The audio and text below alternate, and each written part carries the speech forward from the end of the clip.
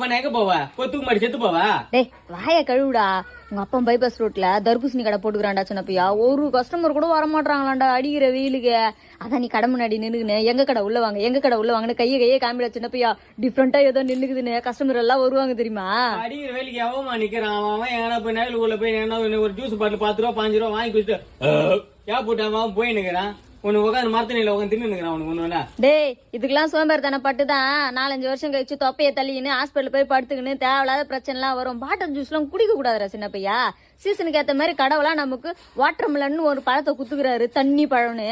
அழகா அதை எடுத்து தின்னு உடம்புல தண்ணி சத்து குறைய ஏத்தினே இருக்கணுமா? அப்படிலாம் நீ பேசணும்டா. என்னடா உனக்கு ஒண்ணும் தெரிய மாட்டுது. 2 வேலை பெருசுதான் இருக்குதும்மா. நீட்டு 10 ரூபாய்ன்றையாவது வாங்குவான்.